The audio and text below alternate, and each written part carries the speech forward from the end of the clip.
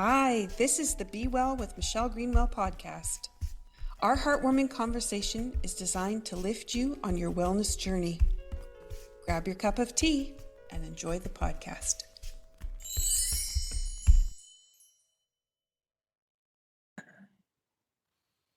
Yes. Welcome everyone to the third episode in Emotions and Healing. And today we're looking at the earth element, digestion, and life with compassion. This is about the stomach, the spleen, digestion, immunity, and emotional balance. As part of this series, we're looking at how emotions are not something to manage or suppress, but signals that guide us towards balance, resiliency, and well-being. In episode 1, we laid the groundwork for understanding emotions through the 5-element wheel. And then we went to episode 2, which helped us explore the fire element, heart, passion, joy, and emotional connection. Today, as we move into the earth element, we're looking at being governed by stomach and spleen, the systems responsible for digestion, nourishment, grounding, and immune resiliency. Earth teaches us how to receive, process, and assimilate, not just food, but experiences, emotions, and expectations. And when the earth is balanced, we feel steady, supported, empathic, and nourished. When the earth is out of balance, emotions such as envy and criticism can arise, and often we mask things like depletion, overwhelm, and over-responsibility. Our work today is to explore how these emotions can mature into empathy and sympathy, and that's often expressed as compassion in action, and doing this without taking an emotional or energetic load from others. So today, I have Kate Montgomery. Welcome back, Kate. Oh, nice to be here. Kate is a holistic health practitioner, certified sports massage therapist, a naturopathic doctor, a bioenergetic wellness professional, and an author. With a foundation in respiratory therapy and decades of experience working with elite athletes, musicians, and performers, Kate bridges Western science and bioenergetic wellness. She specializes in supporting emotional resilience, digestion, nervous system regulation, and performance under pressure, helping clients transform anxiety, burnout, and emotional overload into clarity and confidence. And Denise. Denise, thank you for coming and joining us again. It's so great to have these conversations. Denise is a bioenergetic wellness educator and the founder of Muscle Tuners International. She specializes in touch for health, muscle monitoring, meridian balancing, neurolymphatic techniques. She works closely with physiotherapists, massage therapists, movement specialists, and she helps clients understand how emotional stress, posture, and muscular imbalance affect your immunity, digestion, and long-term well-being. All right. To dive into this podcast, we always want you, the listener, to have a healing session while you listen and are gaining new insights and ideas. So today our tea is Symphony of the Earth. This comes from the Cape Breton Tea Company. And I'm going to ask what Kate and Denise put into their teacups, and then we'll bring in with Symphony of the Earth. So, Kate, what have you got today? Well, I went back to the butterfly pea, which is for memory. It's also for vision, mostly vision. And air pilots in World War II used to drink this flower in order to help their vision. So I'm into my butterfly tea. It's blue, but it's very dark. But I also always add ginger.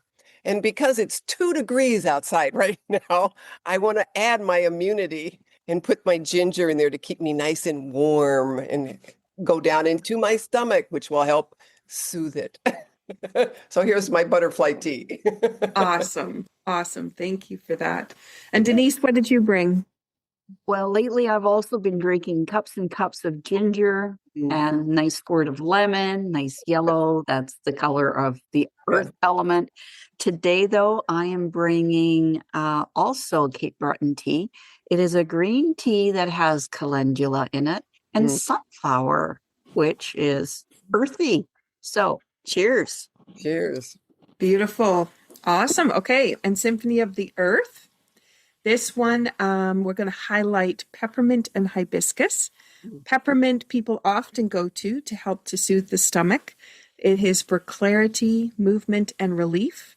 Peppermint supports digestion, clears mental fog. So 2 things you said already, Kate, and helps emotions move through rather than stagnating. And hibiscus is for nourishment and renewal. Hibiscus supports circulation, reminds us to receive support rather than constantly giving it away. We all, I know, have a challenge with that part of receiving. As we sip, there's an affirmation we can bring in. So if you're holding on to a glass of water, you can infuse that water with our intentions, what we have today. And if you've got a cup of tea, you have the intentions of the herbs that you chose. And for us, this is going to be the earth element reaching out for your soul's calling. The synergy of this blend is going to persuade you to shift perspective and receive nourishment. So, welcome to the show, everyone. Cheers. Cheers. Oh, that's good. Okay, so as that settles into the belly, and you notice how your breath changes, usually there's a nice big sigh, you know that you have a sense that you're being supported. And in this context of our conversation today, we are supporting you and providing you with some new insights into how you can look at the stomach and the spleen. So I want to give you a little bit of background on some ideas that you might not have thought about. So in Chinese medicine, the earth element has these 2 organ systems, and they're considered in the same house. And they need to be conversing with each other, and they also need to be working together.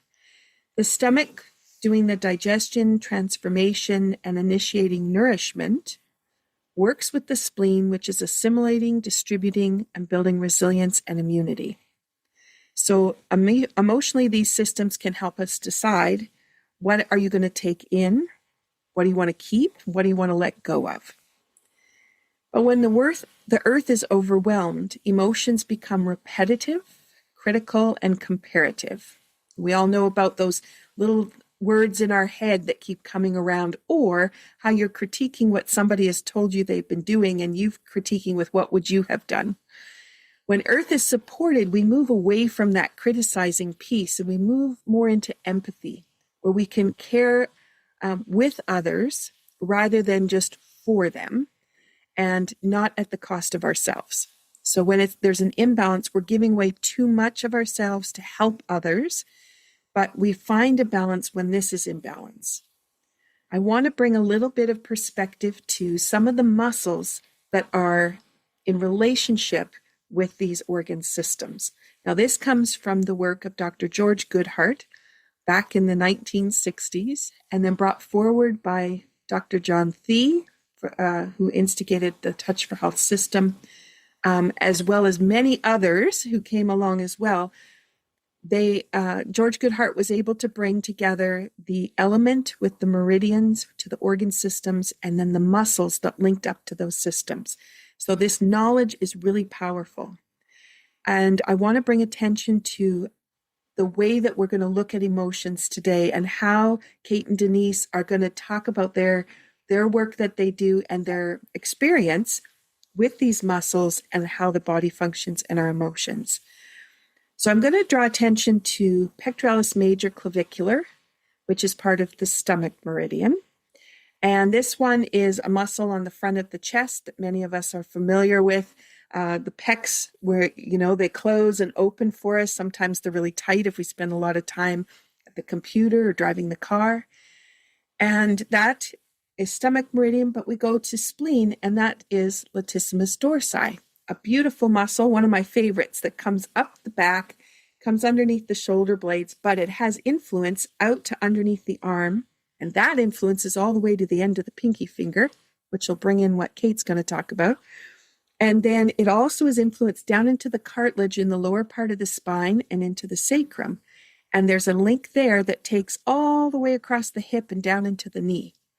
So we have these two muscles that can interact with each other, which help stomach and spleen to talk to each other.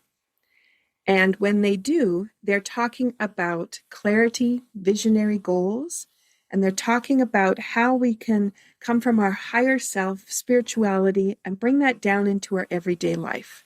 So we have this connection.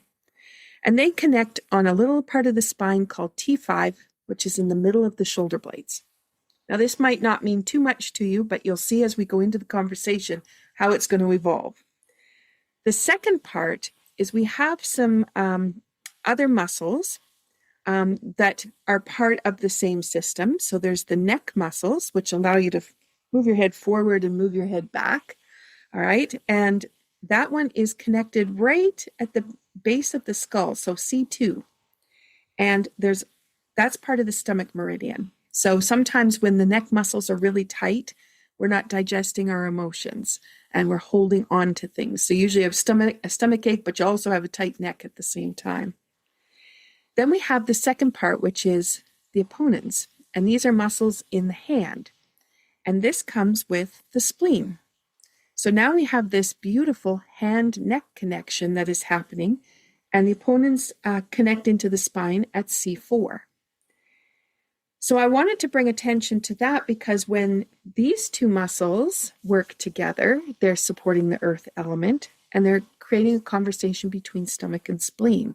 But this conversation, instead of being from a higher spiritual self down into the daily activities, this actually goes from daily activities back up to spiritual.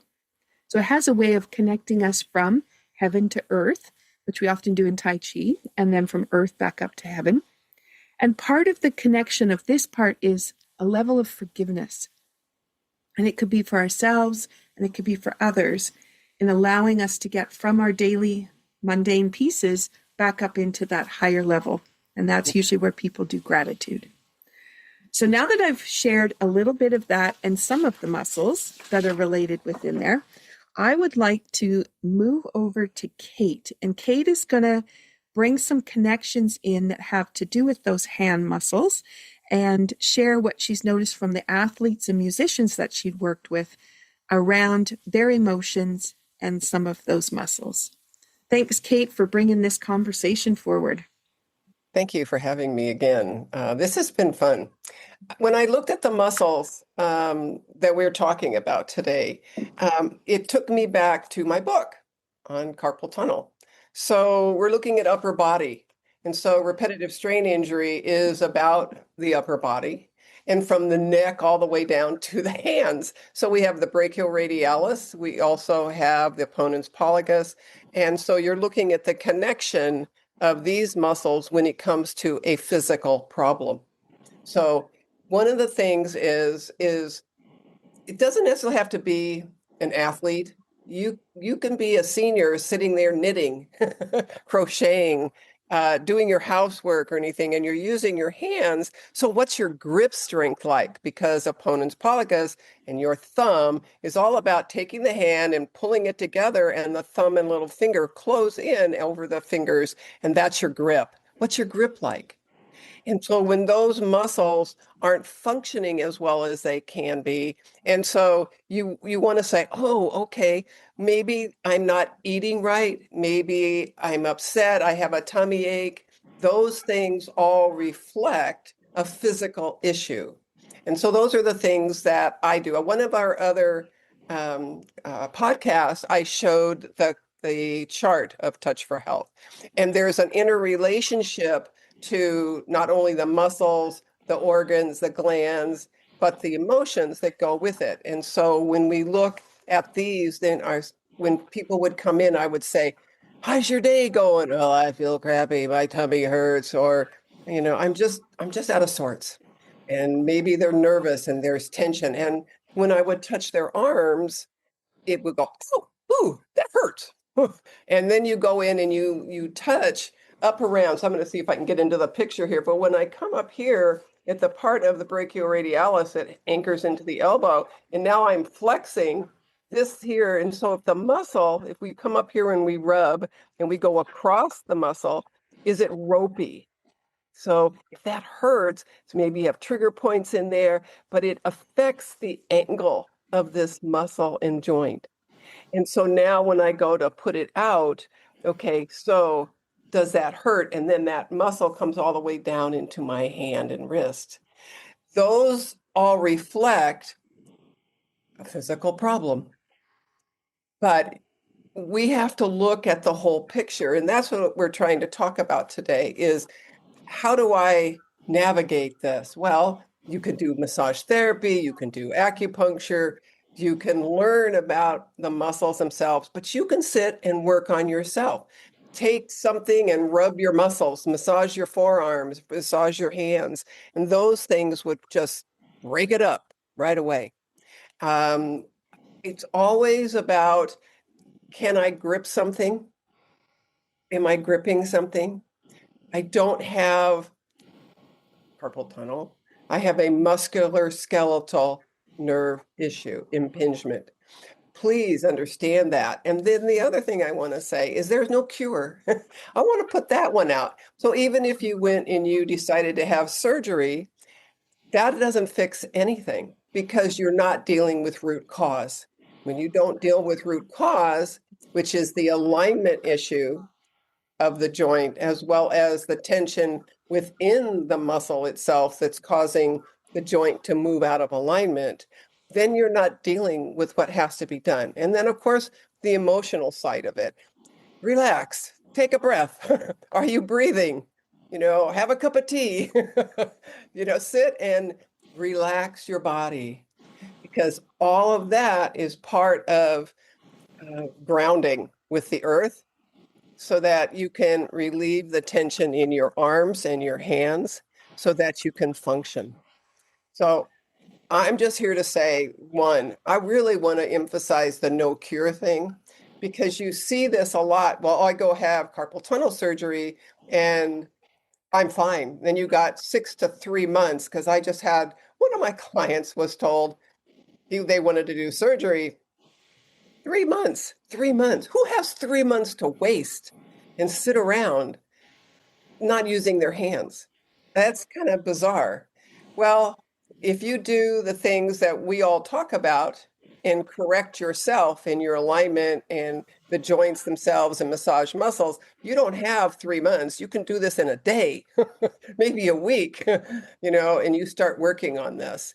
One of my clients yesterday, an old musician, not old, but he's a guitarist, and I was talking to him, and he says, "Yeah, I'm having trouble again. I'm not." And he's one that they wanted to do surgery on too, and he didn't do it. Got better, and then yesterday when I talked to him, he said, "Yeah, my hands are swelling up again." And I said, "Well, how many hours a day are you practicing?"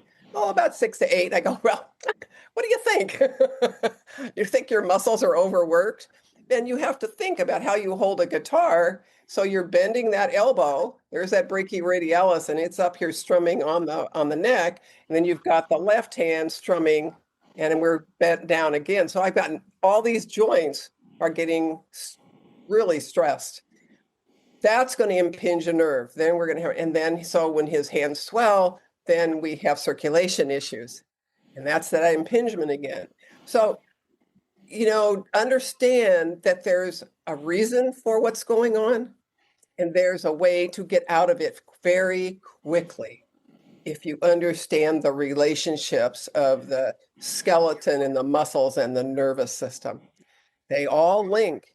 And then add the emotion that you now are like, "Oh, I can't move my hands. Oh, what am I going to do? Oh, they hurt. Oh my gosh." And then you tense up even more. So take a breath. There is a way out of this. We all three know how to do this. And so just know that don't give up. Don't walk away and say, I'm going to just get cut. Don't do it because you will add more trauma to yourself. We're all here to help you and give you insights to things. And that's what we were trying to do today. So bless you all for listening to this one and have a great day. So Kate is bringing in the idea that as we hold, just as those people who aren't watching the video version, that when we're holding those muscles in a contraction, then that tightness comes in, and it's that tension that continues to hold and hold and hold. And if you have the same emotions holding, and you're holding those in your stomach, that's the same idea as the muscles holding. And so this opportunity of being able to let go, which I know people are going, how? How are we going to do that? But let's move to Denise, because she wanted to bring in some of these key emotions and what that means to posture. So we're going to add more to the conversation. Denise, do you want to weigh in here now? Well, sure. And first of all, I just want to set the map. Oh dear. Are you looking at the 5 element emotions here for Yes. Earth? Yes. That was not the one I intended on showing. Are we now looking at the 5 element model? Yes. Yay. The Zoom settings have changed lately. You can't pick a specific thing. Okay, so the model is right now we're here in the earth element. As you mentioned, that we're working with spleen energy and stomach energy and how there's various muscles. And I just want to show that this element in isolation that we're talking about today anchors a lot. It's bringing energy through from fire, passing it down to metal. And it's technically when we're in balance, this energy continues flowing to the other elements, the other muscles. And there's all these deep interconnected sections here that what I really want to share is when a doctor says, this, your constipation or your arthritis or your headaches have nothing to do with X, Y, or Z, because from a Western approach, yeah, the lungs and the large intestine aren't directly connected at all. And the spleen as an organ isn't connected to the stomach at all. And yet they all work in partnerships, and the whole system works in partnerships. So this is why it's so important to talk about the earth element, because this is where so much of our energy springs from. So start there. And the question you asked, I'm a little bit off, is about the muscles and how the emotions support that. Yeah, and you had wanted to talk a little bit about some of those key emotions like worry and faith. How you wanted to bring that into the conversation. I briefly brought up that the 5 element emotions chart, and you saw there was like a plethora, there's a big word, of a lot of emotions. And the Chinese have observed this, other body workers have observed this, that when emotions aren't really fully processed, they can get stuck in our tissues. And that's really important to know. And you don't even need to know specifically what the emotion is. You go to somebody trained like us and we can help fine tune it and go, gee, how is consideration of and togetherness having anything to do with you these days? And they'll go, oh, whole family story behind that. And you go, oh, and when did that start? And when did your physical discomfort start? And they often match up. So it's fascinating to work in the world of energy as we do. And I see a lot of imbalances with spleen muscles. When people come in, the spleen meridian, this is one of the little weird ones. It also, the spleen and the pancreas are very close to one another, and they actually share one electrical circuit. So your favorite muscle, the latissimus dorsi, the big muscle of the back, it's like the largest muscle in the body, and how it connects and anchors the shoulders. That one really connects to pancreas. And in case you don't know this is about how your blood sugar is doing. And if you're having blood sugar imbalances, like just about every North American these days, it is important to listen to the content of this conversation very carefully, because it is not just the poor organ, or the pancreas has both an organ function and a hormone function. So glandular, it's not just about that poor organ. It's about how it fits in with the whole scheme of everything. And that comes back to the key emotions, where I see on my list, it was marked out as anxiety about the future. Well, what is that really? That's worry. A lot of people worry. People learn to worry from their family members when they were young. A lot of people have gone through challenges. Right now we're going through one of these, but there's always a roller coaster in financial, the economy, job security, satisfaction, all these things. They affect our pancreas and how it works, and it affects the spleen. Now, you named a number of the spleen muscles, and when I find every one of them are unlocked when I muscle test them, the middle traps, the lower traps, the triceps, the brachioradialis, that one's on the stomach. But all the spleen muscles, the ponens, pollicis, longus, and the hands, when they're all found to be unlocked, is it really a muscular problem that they're all having, or is it an emotional problem that it's just blown the circuit breaker? And if you've blown a circuit breaker, you've got no electricity running through that circuit. The lights aren't coming on. And then the muscles can't do their jobs right. And when they can't do their jobs right, it's feedback loop back to the poor old spleen. And then the spleen can't do its job right. And that leaves you at risk of picking up a bug or not fighting off something that your body's creating. It's your immune system. So I see this a lot. And when we wake up these muscles, the flare of vitality and energy is amazing and so fun to watch. And I'll never forget a physiotherapist who was agreeable to me doing a short little demonstration with her. And I said, I notice you have one shoulder higher than the other. That might indicate that the latissimus dorsi on this side is not doing its job of holding the shoulder in place. And she's going, okay. And I go, can I just show you something real quick and see if we can get that to change? And she's going, yeah, try it, type of thing, right? As she kind of crosses her arms, not literally, but you could see you're going to show me something in just a couple minutes. So I did the muscle test for latissimus dorsi on the side where the shoulder was the normal height, and it locked. On the other side, I mean, I could take my baby finger and pull that muscle away. So when we say we muscle test, it has nothing to do with muscle strength. When we do bioenergetic muscle testing, which arose from the physiotherapy type. So here I'm talking to a physiotherapist that's used to pulling with really hard, heavy pressure that you resist. Well, okay, now you're testing muscle strength, but if you do it lightly the way we all do here on this podcast, you're testing how the nervous system is doing talking to that muscle.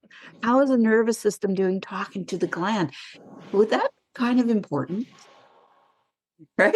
How's the system even communicating to your body? How's your body telling your body, your brain, hey, something's wrong here? So I showed her the muscles unlocked. I activated one little reflex. It took about 30 seconds. And I'm saying, yeah, activate reflexes. She says, oh, so do we. And I'm going, yes, I know. And we have different reflexes. Oh, I've studied all the reflexes.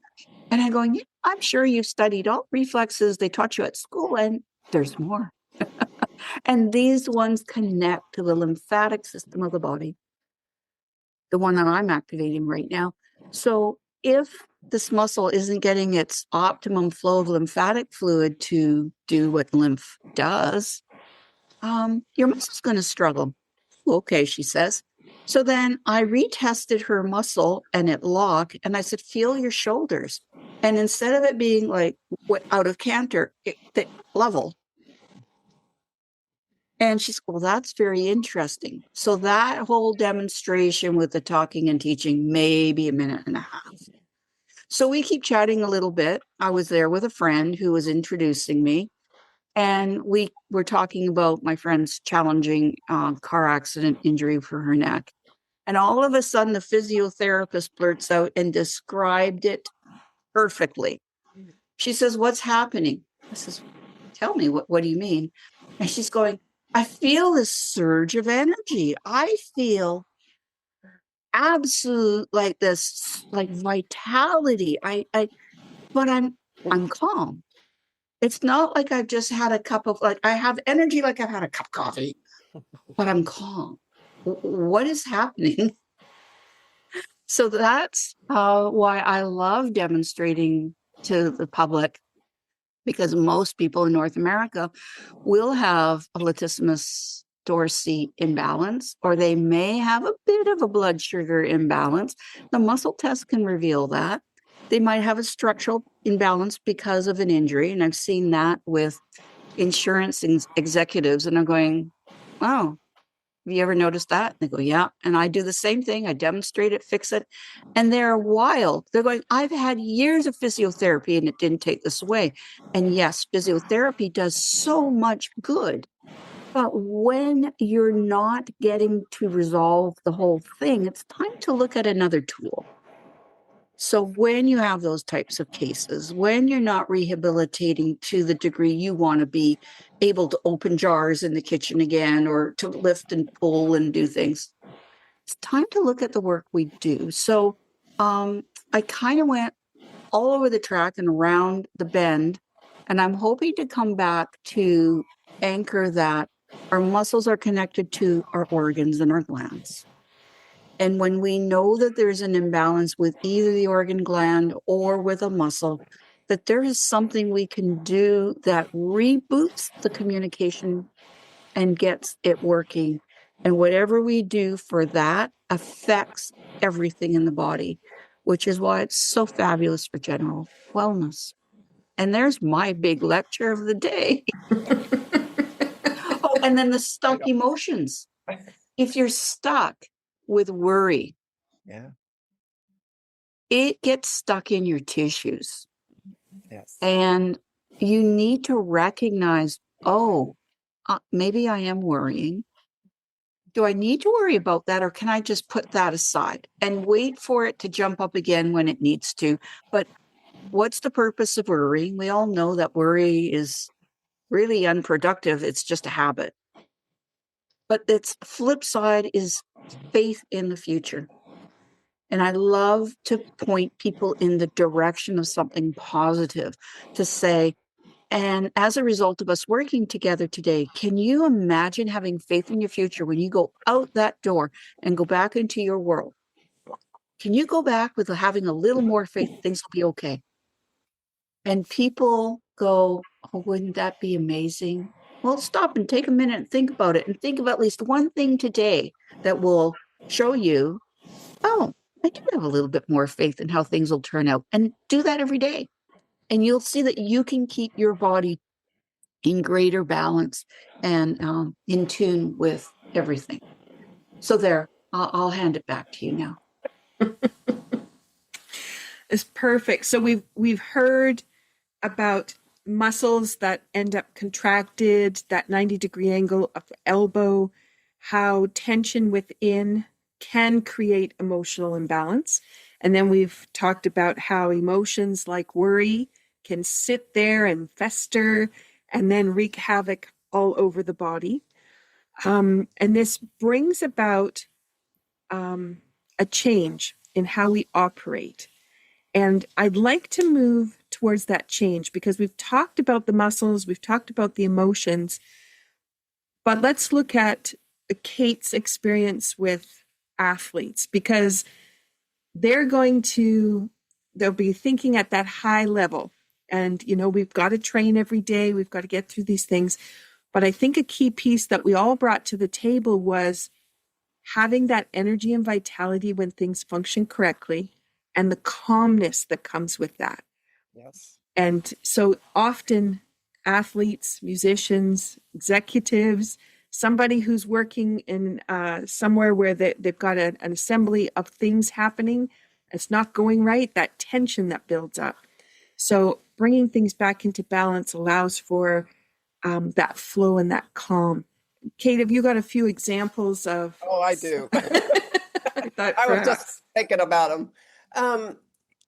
That's a good point to bring up. And an athlete, I mean, they are so different from us. When you look at an elite athlete, I was very fortunate when I lived in San Diego, where a lot of people trained and lived, to meet them. And so, you know, they are just, they're like us, but they're not. They have this innate sense and ability to adjust, to overcome anything, to win, or to get where they want to go. But at the same time, when you think about that, when I first started, I thought, wow, this is really good. They'll be strong, but you know what? They aren't. It's like you start muscle testing, and then you find out that they work so hard, they don't stop. They may not, because of money, and back then, get a massage or get an acupuncture, do the maintenance stuff that needs to get done for this type of whatever they're doing. They're training 8 hours a day or more. And the mental kind of gets forgotten. They're just staying focused right on what they have to do. So one time I went, and I'm thinking of this one athlete in particular. I went to the tryouts in San Jose for the Olympics, and met a 400-meter hurdler, and everybody there is just watching them, and she just goes and goes and goes. And I was part of a group of massage therapists that set up their tables, and then they would come over to us after the events. And I was surprised when I started doing my thing, and I only had so much time, how the muscles didn't gel. It's like the conductivity with the nervous system wasn't there. Most of the muscles were, I want to use the word weak, but not connecting. So I was like, wow, this is interesting, and then you start finding all the things that are really out of sync. And this one athlete, I don't know how she did what she did. I really don't. But I went to her hotel room that night, and I worked on her, not doing massage, because you can't do that before an event, but resetting every single muscle that I could find, and rubbing the neurolymphatic reflex points, and doing emotional work, and getting her ready to go the next day to qualify. And then I left, and that's it. And so I was watching her run. Now, one of the characteristics is that she would hold her breath through the run, for the tryouts, and then her thing was, and every athlete knew this, was she'd throw up because she held her breath. But in this particular instance, when she took off, this lady ran like she was flying. She breathed, everything worked, and it scared her because she'd never run that fast before. And she qualified. She took second, but she qualified, but she slowed up because it scared her. And then she came over to me, and so did everybody else, and said, "What did you do?" And the energy that she had to feeling weightless, to feeling like everything was in sync, was mesmerizing to watch this woman go over those hurdles as fast as she did. And she qualified, and made the team to go to the Pan Am Games, which then, because she lived in San Diego, I followed her to the Pan Am Games in '87. And she took third that year, and so when you can reset all these muscles, you give them so much power that they never even knew they had. That is amazing in itself. It's you cry because you just gave somebody the way to win. And that was my goal with every athlete that I ever worked on, to watch them turn around and fly. And so, but the other thing to that with everybody is that when you do this, you take the pain away. You take the worry away. You take the fear away, because that isn't part of the focus anymore. They don't have to think about one leg's working different than the left leg and, this thing. They are all in sync. Everybody's running like they should. When you take away the emotional target, the little focus that could be sitting back here playing a tape while they're trying to run their best time, that takes time away from that run. They don't achieve that faster rate. So when you can do all that by syncing the whole body, gelling it so that the muscles, the nerves, the spine, everything's aligned, and they got so much energy, they don't even know what to do. It's like a rocket taking off. And I saw that in every single athlete that I ever worked with, is to achieve their personal best, but with joy, without pain, and to recover faster than they'd ever done before. That was evident in the Ironman when we did that. And we helped those athletes, give them something that no one else could, because we did all this stuff. I feel so grateful that I was able to be there when I did. One of the things that I also wanted to say is that one of the tips, I want to give a tip right now. So one of the things I did was Jinsen Jitsu. And Jinsen Jitsu is you look at the hands, and we go back to the hands and opponents and grip strength and the brachialis. And so we're looking at, the emotions that go with that and the tension in the muscles. But in Jinsen Jitsu, you want to focus on your breathing. But you take fingers. Now, so if we go to the thumb and we hold on the thumb, we want to breathe deeply, diaphragmatically, and just hold the thumb. And you want to breathe into this. And this is worry. And so if you breathe into this and feel the pulse come into the thumb, and you want that pulse to really sink. And it takes time sometimes if you haven't done this, but you can pull the energy and the circulation down to this where you feel that pulse going. And you don't do both sides. That's worry. And it's basically just say, I don't worry anymore, or I am calm. I am peaceful. And you say those things over and over again as you try to pull that energy into your thumb to release worry. And then your index finger is fear. And so we have fear here, and we're doing the same thing again on both sides. Middle finger's anger. Next one's grief. And then we go through this thing. And each time you do that, you release an emotion in the muscle, in the brain, in the body, so that you can calm. And you're doing it with those deep diaphragmatic breaths. So I wanted to give that quick tip, because that relates to the stomach. It relates to everything that we're feeling in our emotions. And if you can release them just by breathing and holding these points on the hands, on the fingers, then you have done something very simple that you can lay in bed and do first thing in the morning. You can do it anywhere. Sitting at a bus stop, sitting in the library. You just said, take a breath, breathe from your diaphragm. And hold, what am I worried about today? Just let's get going. And then you just let it go. The whole thing is about letting it go so the muscles relax. You get better circulation that way. You're more grounded that way. So there's your earth element right there. So happy holding. Move that energy. That's a perfect tip. And I think people will probably, as they're reflecting, find that they do hold their hands in certain ways. Yes. And very often they are holding on to one of the digits while they're sitting. And it's a way that they may have already intuitively known that they could bring calm in.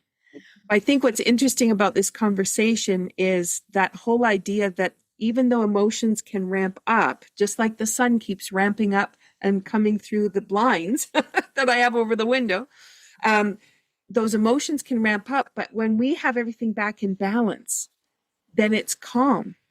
And that's where normal sits.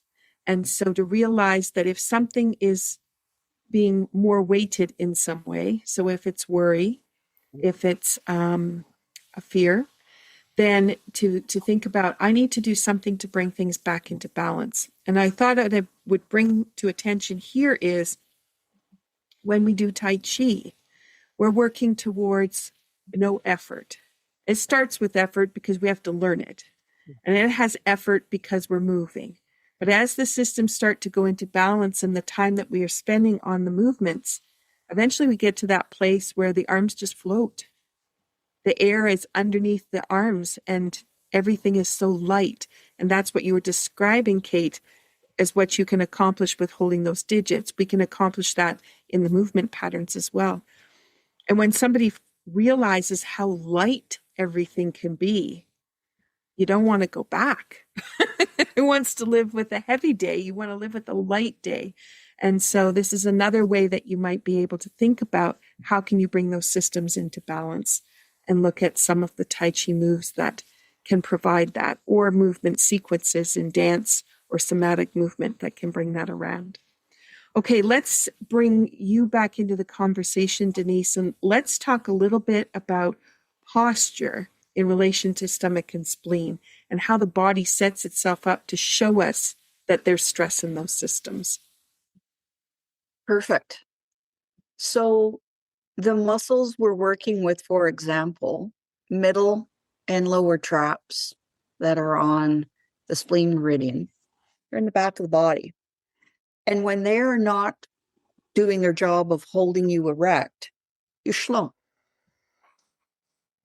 How many of us see everybody? Well, it's not just the text neck from holding the phone and looking down. It's the upper body as well is slumping. And I remember my mother almost yelling at me as a child, "Sit up straight." And I would do it for a few moments, but as soon as my attention was off it, I was back to the bad posture. I've seen this in office workers all the time. I see it in seniors a lot. And what's also interesting is then we have the stomach muscle, the pectoralis major clavicular, which it's a part of the main pec muscle, and the pec minor, which is also on the stomach element, stomach meridian. When they're not working, the shoulders slump forward. So if we've got the stomach meridian muscles not working here and the spleen muscles in the back not working, you have no real control about where your body is in space. You're a sack of bones that's collapsing. And so this is what we often notice when that whole earth element is out of balance. There's this tendency to slump, which is really terrible for your digestion because now you're putting pressure on your gut. It's not designed to do that, to try to work with all the weight of your body collapsed on top of it. Well, not all the weight, but more weight than it ought to have. So these are common what we see. Also imbalance in the neck muscles. So people who can't hold their head up straight, who cannot bring their head up over their shoulders, their head forward posture is very common. People will also, as a symptom, have headaches when these muscles are not carrying a share of the load. And a lot of the tension between the back is because it's trying to hold you up when this is not. So there's all these imbalances that eventually, left unaddressed, lead to pain.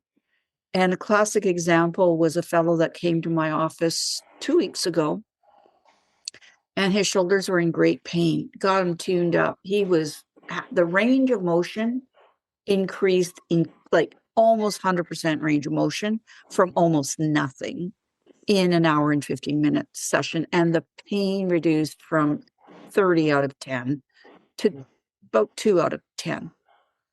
So that's what we accomplished in one session. And he went home. He was happy. I chatted with him about 4 or 5 days later because we were at a meeting together. And he says, "How's it going?" He says, "I'm in pain again. The range of motion, still, I've got range of motion, but when I move and I get near normal range of motion, I'm in pain." And I go, get back in here. So that is a signal then that we have reactive muscles. And just think about being reactive. Somebody's pushed your buttons and and the body does this too. So I muscle tested and I found out there was not one pair of muscles that was reacting to one another. There were 5. Mm. So in a single session, easily able to identify which pairs of muscles were not working and get them to stop fighting with one another. And the pain went completely gone. I followed up with him about 5 days later. "How's it going?" He says, "Absolutely delighted, pain-free."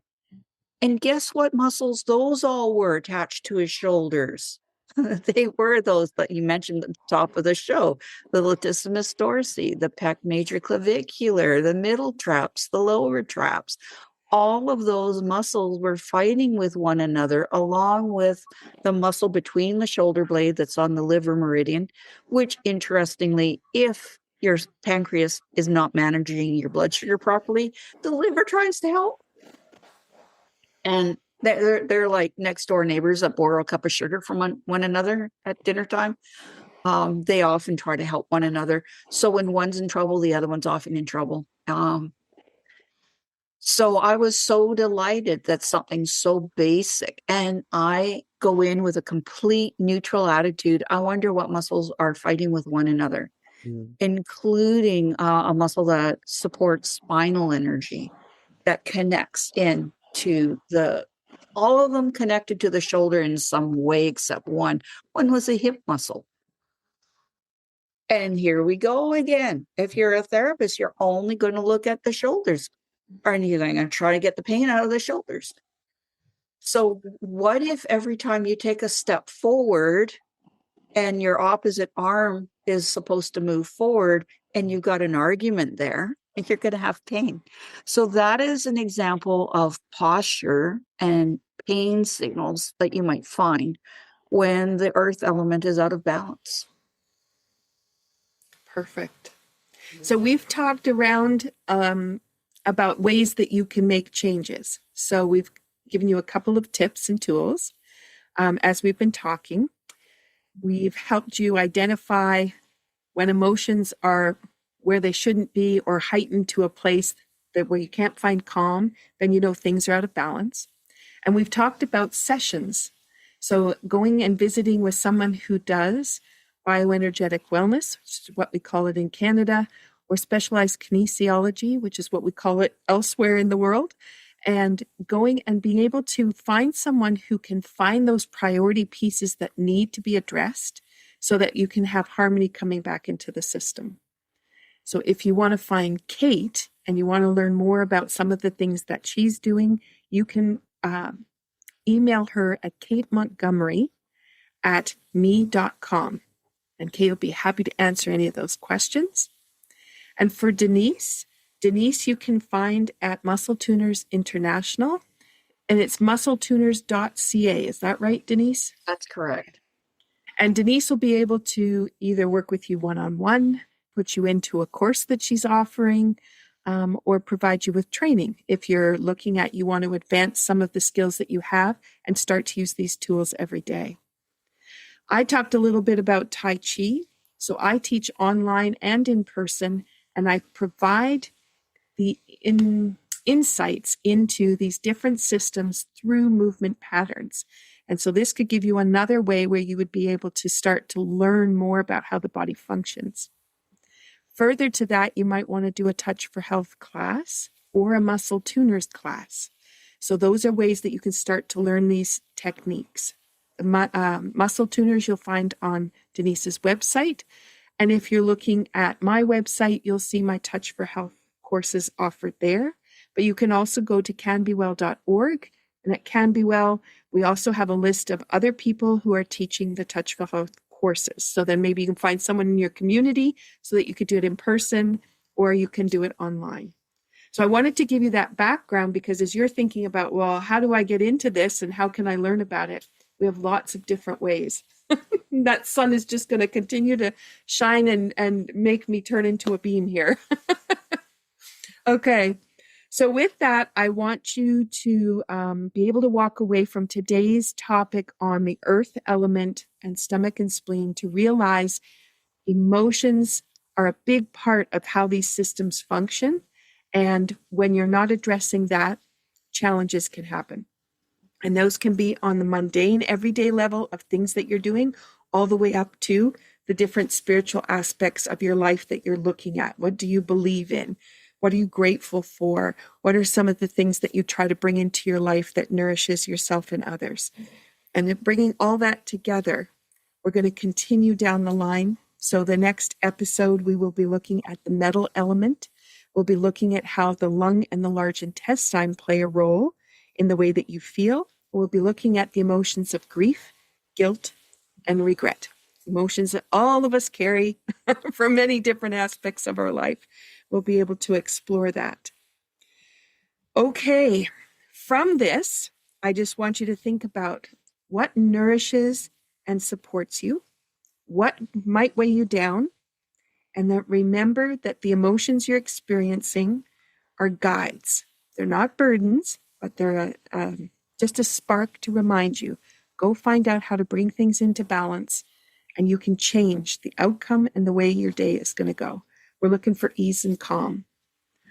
Denise and Kate, thank you so much for the conversation today and bringing the insights that you did. I just love where we can take these conversations and the depth. All right, everyone. If you can like, subscribe, comment, share these episodes with others so that they can learn and grow with the knowledge, that would be great. And as you move forward into your day, we wish you well. Take care. Cheers. Thank you for listening to Be Well with Dr. Michelle Greenwell. There are a couple of resources I want to just point out. When you go to the website greenwellcenter.com, you'll have a pop-up window. That pop-up gives you the top 8 easy stress releasers that you can use every day. That's something you can put beside your computer, the bathroom mirror, beside the bedside table. A great resource. Also, my YouTube channel. It is full of playlists with all kinds of different ways that you can activate energy and bring vitality into your day. You can find that when you go to YouTube at Michelle Greenwell. And last, if you're a Linktree person, Linktree, linktr.ee/Greenwell Center. That has all my resources in one spot. Those are for intricate little things that you can't get everywhere. And it's a wonderful way for me to be able to share all the different aspects of the kind of work I do. So thank you for listening. Be sure to drink that tea. And if you want to have the tea blend that was shared in the podcast today, then be sure to check out capebretontea.ca. Have a wonderful day.